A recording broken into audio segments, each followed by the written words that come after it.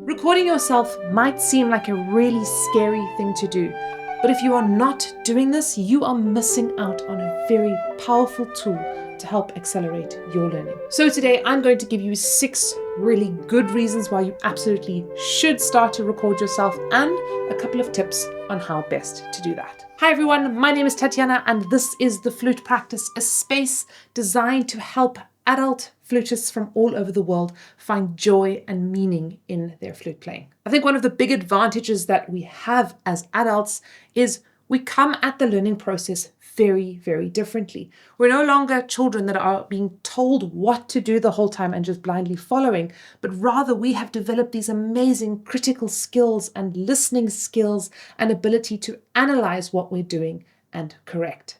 So more than ever, you have this opportunity to take ownership of your learning journey, and recording yourself is such a powerful way to do that. And the first big reason why I believe recording yourself is so valuable is that it is such a fantastic way to track your progress.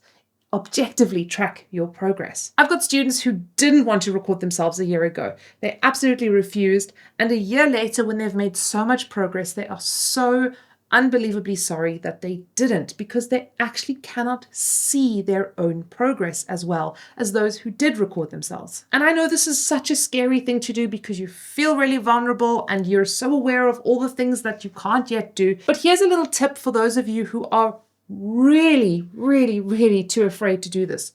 Record yourself right now and don't watch the video. I'm serious, don't watch it for an entire year. Don't watch it. Consider it kind of like a little video diary entry. And in a year from today, come back to the video and watch it then. It's a really great way just to get over the fear of hitting that first record button. And maybe you do this a few times in the year. Again, don't watch the video. Just keep it there for your future self. If you are brave enough to actually watch back though, you're going to benefit from the second big reason it's so great to record yourself. And that is you have an opportunity to actually see what you are doing, to hear what you are doing, and identify where your technical challenges are. I'm going to give an example again from one of the students in our program. Sorry, I'm going to be doing that a lot. I just learn so much from you guys that are in these programs. But a student recently said to me that they were watching their recording and they suddenly could see what I was speaking about when I was talking about hand position and thumb position and where their thumb should be. They were doing it and they didn't even realize they were doing it, but after hearing my explanation and seeing it for themselves in their own playing, they could put 2 and 2 together and actually correct the technique. And this wasn't a super advanced student. This was actually one of our beginner students. So if that student can do it, so can you. It's actually how I identified that I had a slightly off to the right embouchure. I was doing a whole bunch of tone videos and I suddenly noticed that when I looked at my embouchure, it was a little bit off center. I corrected this and I'll tell you this made such a huge difference to my piccolo playing especially. So something so simple and small that even after 20 years of playing has made a huge difference. Now, to get the full benefit out of recording yourself, it can really help to record yourself from a distance. And very often, all I'll do is I'll kind of put my phone on my music stand and record myself that way, but I'm only really getting my face and maybe a little bit of my fingers in the shot. Which brings me to the sponsor of today's video, CraftGeek. A while ago, CraftGeek sent me their really handy portable music stand, and they did actually give me a nice clip to go on top of the music stand where you can mount your phone or your iPad.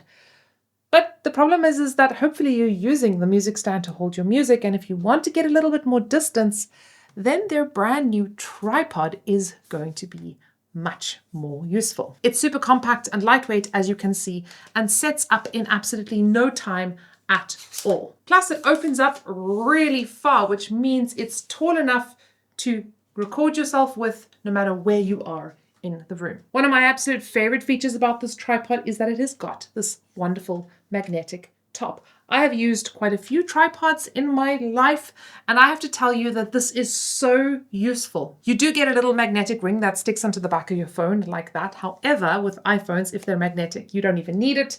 You literally just clip it on and off you go. How useful is that? To add to that, the tripod comes with this super handy little remote control. This is definitely my #1 favorite feature about it. You connect it to your phone with Bluetooth, and then effectively you can remote control your phone from anywhere in the room. There we go, we're recording and we're stopping. It clips nicely into your stand so you won't lose it. Let me just switch that off. I know I'm going to be using this tripod a whole lot. We have dropped a link down below in the description box along with a promo code that'll give you 15% off the price. So if you need to motivate yourself to start recording, then go ahead and get this wonderful tripod right away. They also sent me this cool thing. It's called a power shutter, which is also really nifty because it actually clips onto your phone like that and you can turn your phone into a nice little camera. But at the same time, it actually charges your phone, which is super useful when you're recording and you don't want to be running out of battery the whole time. It also serves nicely as a little phone stand, which I kind of love. Maybe less useful for your flute playing, but certainly a nice to have. The third reason it's really good to record yourself is that it builds a sense of confidence, specifically a sense of performance confidence, because yes, recording yourself is really scary and awkward and all of those things, but every time you do it, it's almost like you're giving a little concert, and this over time starts to build your ability to play under pressure and do so reliably. Learning to perform is not some mystical skill that you pick up a few tips along the way and then can do it. It is a practice. It is something that we need to practice regularly to get better at it. It's the reason why in our learning programs we actually have performance practice classes where our students come together to actually play for each other and practice this valuable skill. But filming yourself is a great way to do this. So again, maybe an idea here is just to put on your camera, practice performing for that camera, and don't watch the video back, or at least tell yourself that. And if you decide to watch it back afterwards, then great. I very often think I'm doing certain musical things, like I'm doing my dynamics enough or I'm tapering enough. And then I listen back to the recording and I realize that I'm not doing the things that I thought I was. Now, I will caveat this by saying that we lose a lot in recording, a lot of the dynamics, a lot of the nuance of the tone and the sounds and all of that. But it still gives you a really good idea of what you're doing musically and whether or not it's actually coming across. You'll also hear things like, oh, I'm slowing down there or speeding up there, or I've just completely lost the rhythm there. The point is that when we're playing, when we're in the moment, we're focusing on so many other things that very often we're not hearing ourselves very clearly. The fifth reason why recording yourself can be so useful is that it is a powerful way to get feedback on your playing. A big part of our learning programs, although absolutely not mandatory, is for students to record themselves and submit their recordings either in our community groups or to us privately so that we can offer some feedback. I love to be able to do this. I love to be able to give students that input, but I can only do that if they are sending those recordings. So this might be a little call to some of you who are in our learning programs to absolutely record and send them through. Even if it's just audio, I can hear a lot just by listening to you. Of course, video is even more helpful, but do it because you are missing out on a valuable resource available to you. If you have a teacher or maybe a flute buddy that you know that is a bit further along than you, you could be sending your recordings to them and getting that feedback, or even reviewing your videos with your teacher during the lesson. I've used this medium of teaching quite a lot, especially with online students, where they'll send me videos and we will then review it together during their lessons. The last point before I give you some more tips on how to record yourself is that it helps you to stay accountable. Not just because you're sending it to somebody or because maybe you're posting it in a group, but also just for the fact that if you tell yourself, okay, in 2 weeks' time, I'm going to record whatever I've done, it means that those 2 weeks are going to be much more productive. You set yourself your own kind of concert date or deadline to work towards. This will help you stay motivated and give you something to work towards, which is so important because when it comes to learning an instrument, we often don't see the progress, and so motivating ourselves can be very difficult. And yes, this really ties right back to that first point that we made, where recording yourself is going to help you track your progress, so it's a double win. Now, if, like most of our students, you are very averse to technology and you're pretty terrified of it, I'm going to give you a couple of nice tips to help you. The first easy tool that many of us have to record ourselves are just our phones. That's right. You can just, if you've got a nice tripod, like your lovely Craft Geek tripod, literally just pop out your phone, set it up, and record yourself.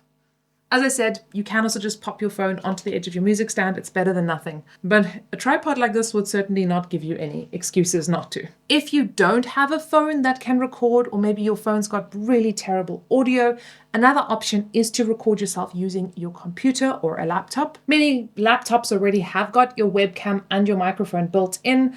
Sometimes these microphones and webcams are really pretty terrible, in which case you could go and purchase a fairly inexpensive one that would literally just kind of plug into your computer with the USB. I've got a little Logitech C920, I believe it is. I know there's also the C922. We've put a link down below to a couple of really great webcams that we like to use. And if you really want to go fancy, you could even upgrade to a nice USB microphone, or even a microphone like this one over here that I'm currently using, which is the NTA, the Rode NTA microphone. That is a much more complicated option though, and definitely much more complicated than you need. If you're using a Windows computer, you can literally just go to the search bar, click camera app, search for it, and your camera app will come up and you can use that to record yourself. If you're using a Mac, then you can use QuickTime, also a nice easy way to record yourself. We've actually got a little PDF with some instructions down below, so we will drop that down below for you so that you can go ahead and discover the wonderful world of how to record yourself. If you have an iPad or a tablet, you might even be able to record yourself there. In order to get really good lighting so that you can see yourself really well, my suggestion is just go stand in front of an open window. Seriously, just go stand in front of an open window, put your phone or your recording device in the window so that the light is shining on you, and in that way you're going to get really natural, good lighting, and you're going to be able to see what you're doing really well. Again, if it looks terrible, that's fine. You can just play around with the position in your house until you're happy with it. One little thing about some computers that I do want to mention, well, actually two little things. The one thing is that some computers have got software on the actual computer that ducks out the audio. So it literally sees the flute as background noise and it clips out the audio, and so you have the sound kind of coming in and out. This can also happen if you have a very cheap microphone. So if the audio is kind of coming in and out or not sounding great, very often that's because your microphone isn't good enough, in which case I would highly recommend go and upgrade your kind of webcam or your microphone. This will usually solve the problem. But as I said, some computers, especially I think HPs have this a lot, the newer versions of HPs, where they have software built into the machine that kind of cuts out your audio. I need to actually look into how to solve this problem because we've got quite a few students in our community who've had this problem. So I will hopefully do a little video on this or find some resources for you on this. But if you notice this happening, now you know why. The other issue that can happen is that your antivirus can actually block your microphone or your camera. So you open the camera app, but there's no permission set in your antivirus to allow that app to use your microphone. And so you have no audio or no visuals. In which case you're going to need to go into your antivirus, locate where those permission settings are, and sort it out. And my advice here to all of you, if the technology around this really overwhelms you, go ask a grandchild or a child, but grandchildren are really great at this because they're usually much more tech savvy than my generation. So go grab one of them and ask them to help you out. And if you don't have a grandchild, well then go and borrow someone's grandchild. I'm serious.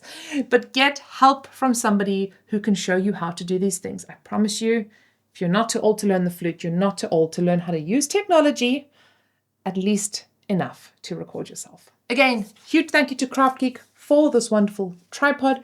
Go and grab yours down below. Happy practicing, and I'll see you over in the next video.